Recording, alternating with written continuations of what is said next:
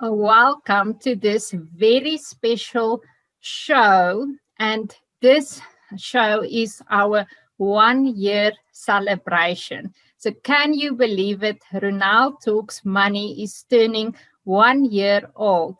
And we have a very special guest in Brand Pretorius joining us today. Now, for those of you who have followed the show, you would know that Brand was also my very first guest on my first show in April 2020. So I'm really fortunate to have Brand agreeing that he will be back joining us for our 1 year celebration. Now, I don't think I really need to introduce Brand, but for those of you who maybe don't know him that well, I'm just going to read you a short introduction. Brand Pretorius is broadly recognized as one of South Africa's greatest business leaders. Brand was appointed Managing Director of Toyota SA Marketing in 1988, and under his leadership, Toyota became the leader in both market share and customer satisfaction. It is widely acknowledged that Brand played a pivotal role in turning McCarthy around after it was declared technically insolvent in 2001. Thousands of jobs were saved. Brand published his book entitled In the Driving Seat, Lessons in Leadership in February 2013.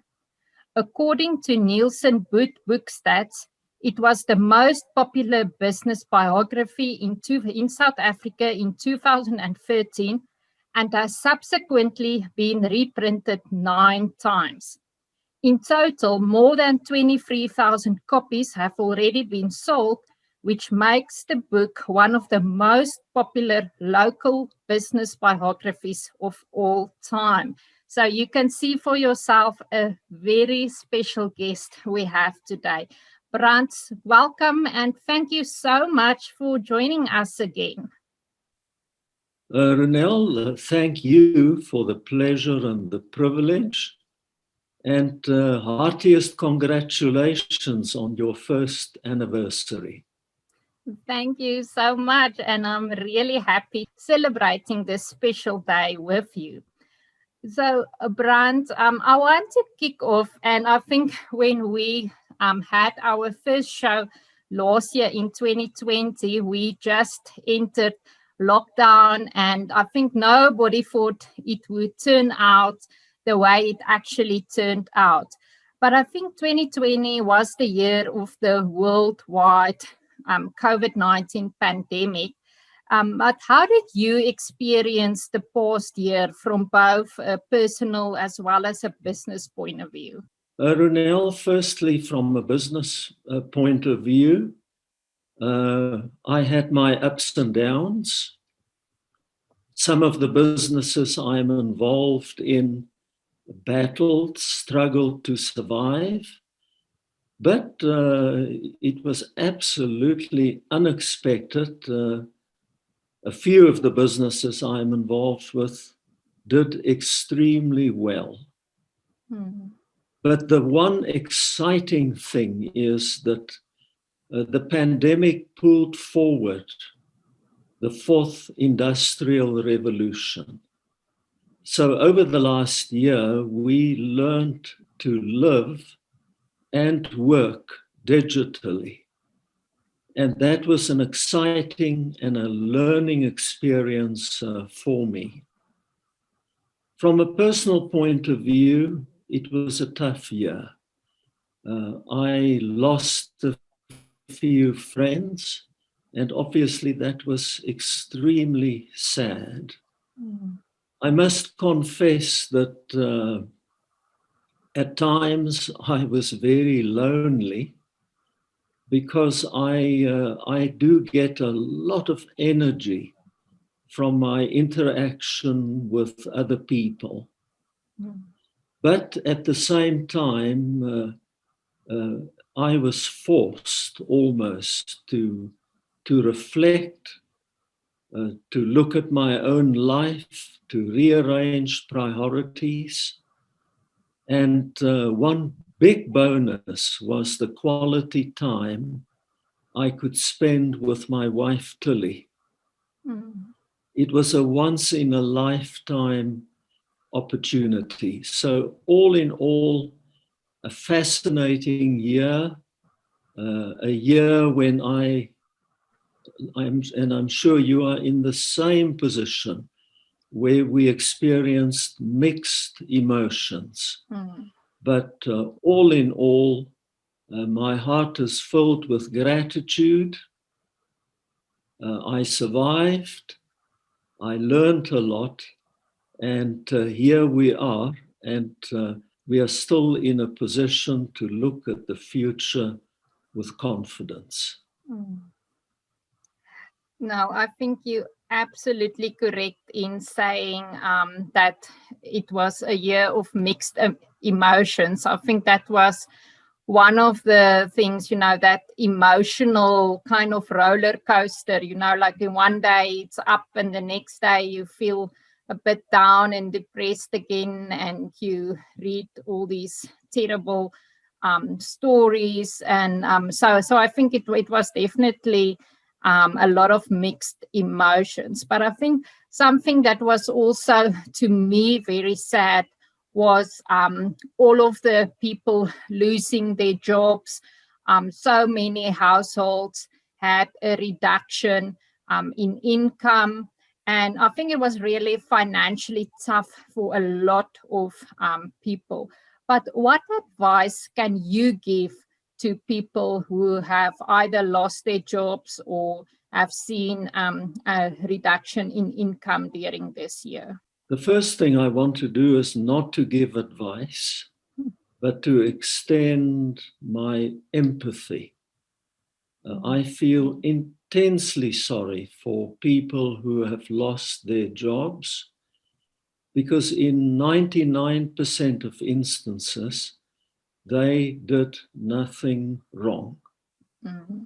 So my heart goes out to those people who are unemployed, and my heart also goes out to those who have to survive on a much reduced income.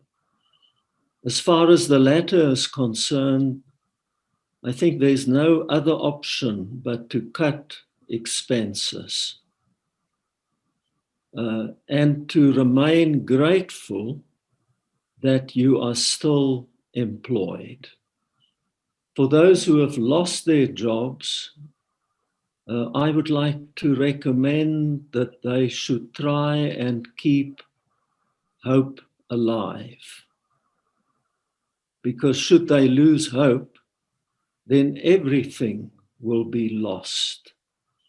So in addition to keeping hope alive, they must protect their self-image. Because I have seen it in so many instances where people lose their self-belief. Then, in terms of constructive action, my recommendation is that rather than just using a shotgun approach to try and find employment somewhere, that those people who are looking for jobs should rather adopt a focused approach. Do some desk research.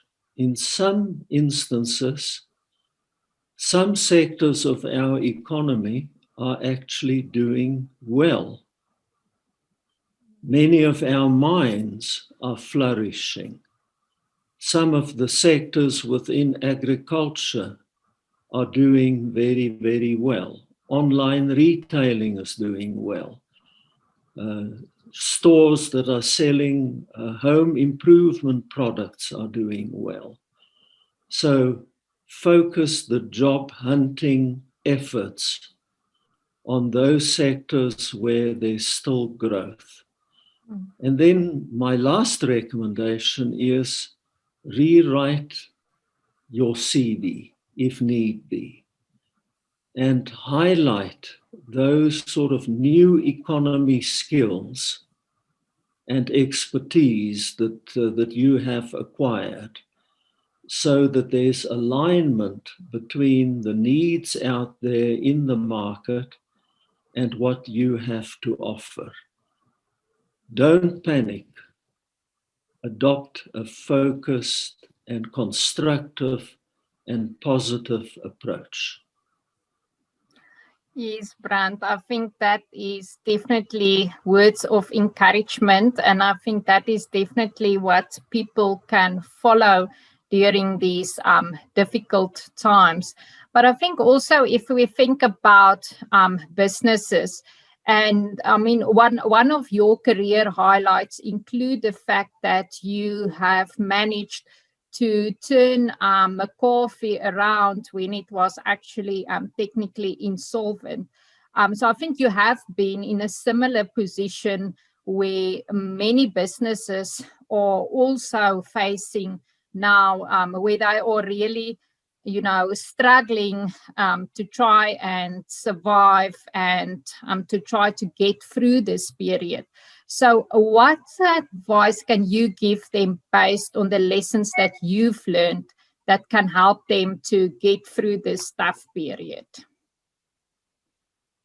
Ronel, if I think back to the challenge we faced at McCarthy, then I start sweating, because it was a very tough challenge indeed. We had 10,000 employees. We owed 8 banks almost 2 billion rand. We had a share price which plummeted from a high of 21 rand to only 18 cents. Oh. So what did we do? The first thing is we formulated a turnaround strategy. And we did it in conjunction with our banks, because without their funding support, McCarthy would have gone bankrupt immediately. Mm. So it's absolutely imperative to reposition one's business, to have a look at what has happened out in the market, and to realign one's strategy in order to ensure that the business becomes sustainable again. The second thing that I did is I focused on just a few priorities. And it is amazing what single-minded focus can do. So I worked day and night, 7 days a week, on the 2 main priorities: the recapitalization of McCarthy and the restructuring of McCarthy. The next thing I did is I solicited the help of the best people I could find, because I realized that my skill set was totally inadequate, and those experts helped me. And without their help, we wouldn't have saved the group. Then I had to keep hope alive. So regular communication with all our stakeholders was of critical importance. And I had to hang on to McCarthy's best people, because I just couldn't afford to lose them. And talking about people, I tried my best to mobilize every drop of intelligence and energy within McCarthy. I made it very clear that every person's contribution was important. And it was amazing to see how the McCarthy team responded, how they joined hands, how they accepted co-responsibility. And every little victory we celebrated. And lastly, we had to deliver results. Because one can make fancy plans, but the only way to retain the support of the banks that financed us and our suppliers who supported us was to deliver the results, to get the job done. So those are a few of the lessons that I wanted to share. Brand, I think those are such valuable lessons, and I totally agree with you in terms of the people management, because I think during this time we do not always realize how much stress our employees might also face. You know, they are also worried, will they be maybe losing their jobs? Some of their spouses maybe lost their jobs, and I think it is so important to, you know, that communication, and just to also, you know, give them a sense of comfort, and to again emphasize how important their role is to get the businesses through these difficult times. But I think, Brand, then also we know there have been dramatic changes in the business environment during this year. And what would you, in your view, what would be the critical success factors going forward? The first one, Ronel, is to sort of zoom out and look at one's business in a very critical manner, and to reposition the business in line with the new normal. If I take our one business, we manufacture automotive batteries. Technological change is forcing us to focus on lithium-ion batteries and not on lead-acid batteries anymore. So scan the environment by zooming out, reposition the business, come up with an appropriate strategy. Prerequisite number 2 is be adaptable, move quickly, be agile, innovate, because we have moved into a new world. Third priority is make sure that you have the best human capital available, because those good people will strengthen your platform and ensure the sustainability of the business. Next critical success factor is continue to do business in an ethical manner. Because if you take shortcuts, you will lose the trust of your shareholders. You will start a cancer within your business, and that cancer will kill the business eventually. So do business in line with the right principles and values. Next critical success factor is mobilize information technology, artificial intelligence, digitization to the benefit of your customers and to the benefit of your shareholders. Technology is changing the face of so many businesses, and it's a key to competitiveness. Next critical success factors: ensure financial resilience, be prudent, optimize cash flow, concentrate on the balance sheet, concentrate on risk management. Next critical success factors: be the best when it comes to marketing and sales efficiency. Be the best when it comes to surprising and impressing and delighting your customers. Be the best when it comes to employee engagement, and that will depend on whether you are the best when it comes to effective leadership.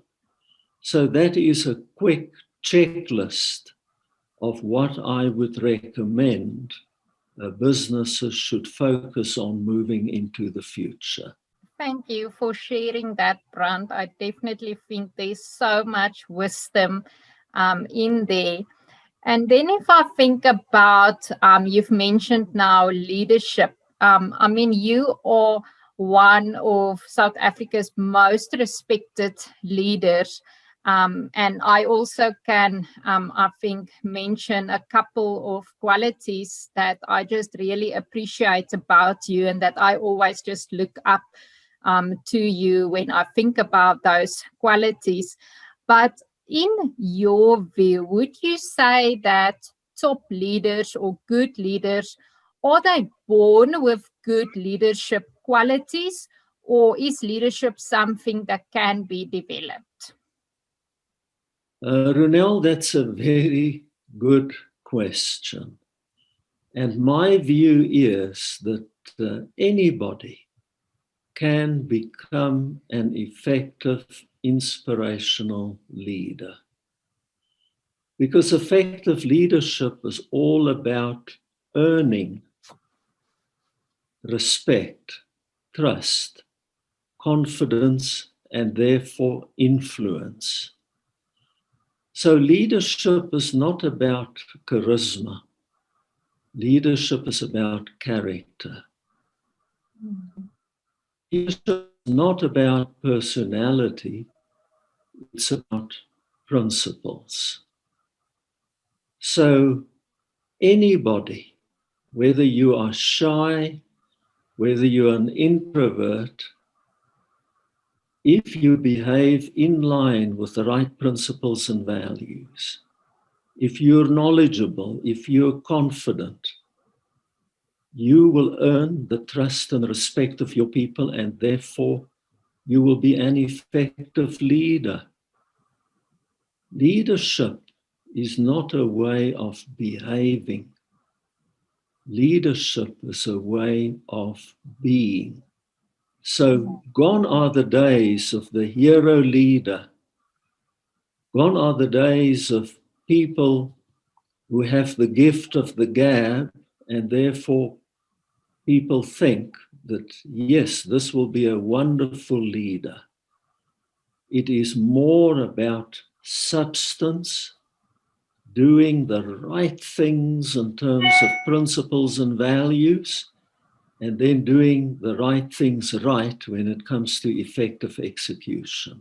Brand, I always just love listening to you because I think you can just hear it's years and years of experience and wisdom that is coming through there. And you have like 48 years your career in business and in leadership. But from the lessons that you have learned during that career, what are the important leadership lessons that you can share with us? Thank you, Ronel. So I'm certainly not the perfect leader. I made many mistakes, and even today, I'm still making mistakes. But yes, I learned some valuable lessons. Lesson number one is, if you cannot lead yourself, then it is going to be impossible for you to lead other people. You won't even get out of the starting blocks. So we don't have time to talk about it, but leadership of self, it's about having the requisite moral intelligence, emotional intelligence, relational intelligence. It's about having perseverance. The list is long. But lesson number one is, If you cannot lead yourself effectively, you'll never succeed in leading other people. Lesson number 2, and it is also of great importance, is you need to have vision. Without vision, people perish. So you must envision the future and get your people to rally behind that unifying vision and to help you to attain that vision. Lesson number 3 is leadership is not a right. Leadership is a responsibility. Every day, one needs to earn the moral mandate to lead. And you can only earn that moral mandate by setting the right example. From my perspective, leadership has always been an honor, and leadership has been a tremendous privilege. So have the right mindset and don't see leadership as a right. Leadership also, in my opinion, has got nothing to do with power and with position and authority. And I want to repeat, it's all about influence. If you want to lead effectively, you need to earn the influence. Then, and I want to stress this one, to lead is to serve. Before you can ask for a hand, you need to touch a heart. And you can only touch a heart by caring about people and by serving your people. So again, it's not about position or power or authority, it's about serving. I've already stressed the other leadership lesson that I learned, namely that if you're not ethical, you won't be trustworthy. And should people not trust you, you will have no influence, no credibility. And if you have no credibility, you will be unable to lead. So trust is of critical importance. And trust is earned through ethical behavior. It is the crucial currency of leadership. Trust trumps everything. And then to conclude, leadership is not about effort. Leadership is not about plans. The acid test of leadership is to deliver results and to get the job done. So effective leaders have mastered the art and the science of effective execution. Not making promises, but delivering results. Brand, yes, and I have to admit, I think I've been interacting with you since about 2015. So I think my first interaction was about 6 years ago. And I have to say that with every interaction, I can actually see that you are not just, saying these words, that it's something that you are truly living, and you are really setting that example. And I have to congratulate you on just really being, just an outstanding human being and an outstanding leadership or an example of a leader, because I can just see in the interaction with you. You are truly a living example of a very good leader. But then I also want to ask you, how would you describe the quality and the effectiveness of the leadership in South Africa today? Ronel, may I firstly thank you for your kind words, which I appreciate, but I certainly don't deserve such praise. But to answer your question, we have many outstanding leaders in civil society and certainly in the world of business. Unfortunately, and I'm saying it with sadness in my heart, the same cannot be said of the quality and the effectiveness of political leadership in the majority of instances. If we look at the economic and social problems that we are experiencing in South Africa at present, in so many instances, it is because of poor leadership.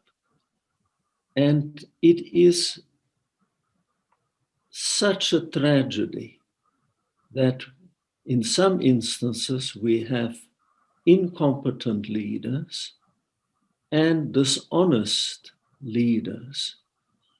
And if you get that combination of incompetent and corrupt, then things just go backwards. So my view is that we cannot rely anymore just on politicians to take South Africa forward. We have to accept co-responsibility for many of the problems we are experiencing at present. And we must join hands and in our own sphere of influence, do whatever we can through quality leadership to make our country better. Brand, I totally agree with you. I do believe we have so many brilliant leaders in South Africa. They are unfortunately not in the right positions in terms of politics. And yes, that is definitely a shame, because we do have good leadership quality within the country. And yes, we can only do what we can from our side to try and rectify that, and also to try and see how we can put the best leaders in the best positions. But Brand, you have retired 10 years ago as CEO of McCarthy and also as Executive Director of Bidvest. So what have you done over the past 10 years? Ronel, I have been very busy.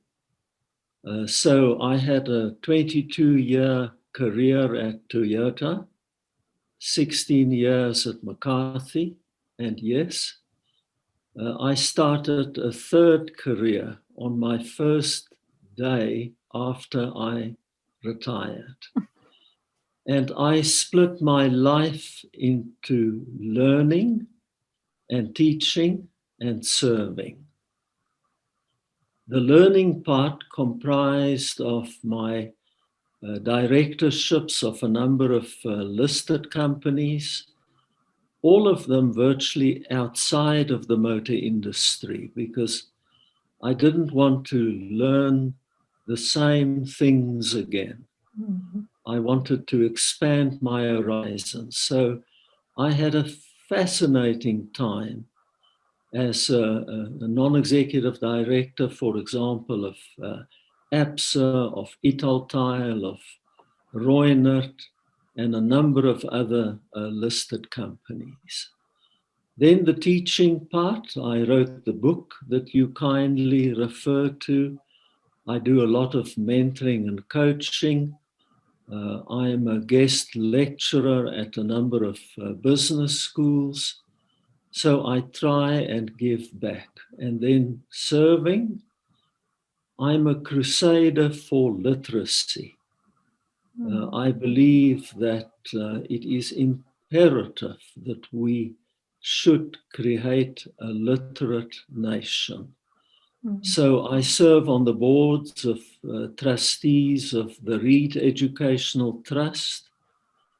I spearhead a program called Rally to Read. I'm involved with a program called Partners for Possibility, and also a program that is focused on teaching township children about principles and values. It's called the Valued Citizens Initiative.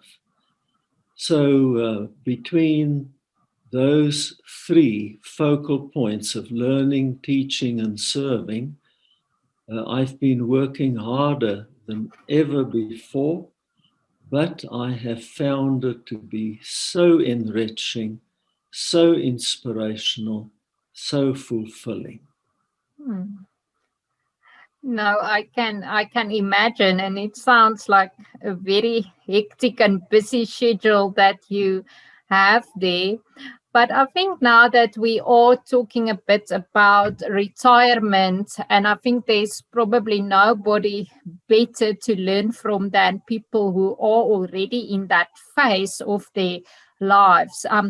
What can you share with us in terms of how you have approached the financial component of your retirement? Do you have a specific investment philosophy, or what lessons can you share with us? The first one is make use of a very capable, very professional, very dynamic financial advisor. Because of my busy program, I have limited time to spend on my personal affairs. So I've had the same financial advisor for 26 years. So he knows my story inside out, and he's worthy of my confidence and my trust. So with his help, I can, and I say it with gratitude, my portfolio has done very, very well. I believe in unit trusts because the majority of the fund managers know a lot more about a good investment philosophy than what I do. And the unit trust funds that I'm invested in, they have diversified portfolios. I have good offshore exposure. They cover all the various risk categories. So I can sleep relatively well at night, knowing that now I've converted my investments, some of them into a living annuity. I have a few retirement annuities. And then I always have some cash in my money market account for those unexpected events. So my key message is engage the services of a professional that you can trust, and a professional who will, in a very active and in many instances in a proactive manner, manage your portfolio. Brand, I think those are very valid comments, and I hope that the viewers can take that to heart and really go and apply similar principles in their life. But Brand, you have now you have achieved so many highlights during your career. And I think it is also very obvious that you have spent a lot of time doing what you really love since your retirement. But are there still things on your bucket list that you would like to tick? Yes, Ronel. I do have things on my bucket list. The first one is I want to spend more quality time in the presence of my grandchildren. Mm. I want to get to know them better. Mm. I hope that through the grace of God, that I will have an opportunity to see them growing up, to see them develop. I want to be their friend. And relationships are time intensive, and I've been very busy. So item number one on the bucket list is I want to spend more time with my grandchildren. Second item on my bucket list is that I hope that in my lifetime, the few years that I may have left, that I will experience a prosperous and a safe South Africa. Mm. I want to experience a South Africa in which we can eradicate hunger. Only meaningful, sustained economic growth will attain or ensure the attainment of that objective. So I love my country. I love the people of South Africa. And that's why on my bucket list is this hope, this very sincere desire to see South Africa changing for the better. Mm. And then the third item on my bucket list is an intensely personal one. And that is, I have to learn how to relax because I'm conditioned to work. Mm. If I don't work, I feel guilty. I simply cannot sit still. And I hope that God will bless me with that ability to sometimes also just sit back and enjoy and relax. Brand, those are beautiful things to look forward to. And yes, I really hope and pray that you will be able to tick all those from your bucket list. But I think then we also quite often we think about, like you said, you cannot really relax. It's all about work and business and being busy and leadership and all of these things. But what would you say? What makes Brand Pretorius happy and content? You're asking very deep, very complicated questions. So what I learned is that career success doesn't necessarily deliver happiness and fulfillment. This is my view, that the real source of happiness is to be found in the quality of the relationships with one's creator and with the people you love. So I am happy and fulfilled when the people I love also love me. Mm. Then I feel content and happy. And the second prerequisite for my happiness and fulfillment is when I feel that I'm serving a higher purpose, when I feel that I'm fulfilling the essence of human purpose, namely to make a difference, to lead a life of significance. And I fall far short of what I want to do.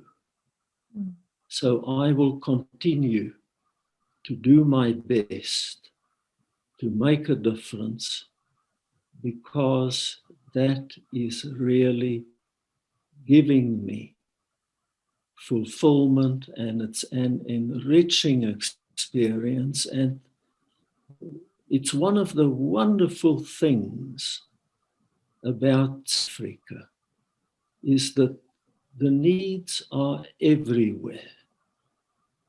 One doesn't need to wait a single second in order to make a difference.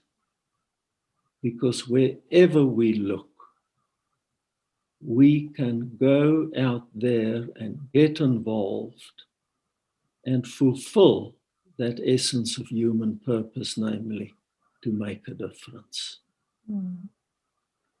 Brand, yes, I totally agree with you. I think there is such a big need in South Africa in so many different ways, and it's really just for each and every one of us to just go and see where can we contribute that little bit that can make a difference. Because if everybody can just contribute a little bit, it will make a huge impact. So, Brand, I want to ask you the last question for today. I think we are 1 year into this worldwide pandemic, and I believe for many people, this was probably the toughest time physically, emotionally, financially. And what would your message be to the viewers today and the rest of the public in South Africa? What's your message for people to basically stand up from where we are today and to survive and to be able to thrive again? Ronel, I'm also talking to myself. I'm not just sitting here conveying a message to your viewers. I want to make it clear that I'm also talking to myself. And the first advice I'm giving to myself is we have to keep hope for a better future alive. Hope is life itself. If we lose hope, then the future will be dark. So we have to be optimistic believers. Helen Keller described the power of hope so aptly. She said, hope sees the invisible, and hope feels the intangible, and hope achieves the impossible. And when one looks at the realities of South Africa in a very objective light, then we almost need to achieve the impossible. I said it earlier, we can't rely on President Ramaphosa and his government to achieve miracles. we have to join hands, accept co-responsibility. So we must also do hope. How does one do hope? We must avoid toxic conversations, or I call it downward spiral speaking. We must complain less, criticize less, reach out, care more, pray more, do more. We have to do hope. And then in our own sphere of influence, every day, we should try and make our country better. Obviously, as a business person, we must make sure that our businesses are super competitive and successful so that we can play our rightful role in the economy and create jobs. It is possible. I'm involved with a company. We've just secured a contract from Ford America for the production of automotive components. And over the next year, we will employ an additional 3,300 people. I cannot say or tell you how proud I am of that particular project. So, we must keep hope alive. We must do hope. We must have a clear vision as to what we want to achieve. Have to put in the hard work, and then we must persevere. And if we do, very soon, the sun will break through, and we will be in a position where all of us, for the good of all, will be in a position to look forward to a better future. There's no shortcut. We have to do hope and deliver the results. Brand, I want to thank you for this absolutely inspiring message. I don't think anybody can say it better about having hope and doing hope. So I want to really thank you for the privilege and for your time spent with us today on this 1-year birthday celebration show. I really appreciate your time, your wisdom. To me personally, you are one of my role models when it comes to business and a very good, solid leader. So I always learn a lot from you. And I really appreciate the fact that you are still giving back, that you are still willing to share knowledge and wisdom and experience. And I really hope that the viewers have enjoyed this talk today, that you can go back and you can apply these lessons and principles in your personal life.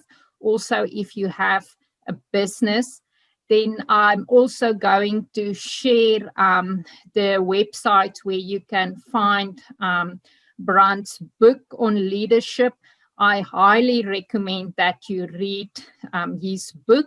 And then also remember to please subscribe to the channel, and also go to the link at the bottom in the description field where you can win one of my books, Financially Fit and Wealthy, as well as various other finance related courses So please enter our monthly giveaway competition. And then if you have more questions or comments, please let us know in the comment field. And then I hope that you have enjoyed this 1 year celebration birthday show, and that we will see you again at the next Ronel Talks Money show.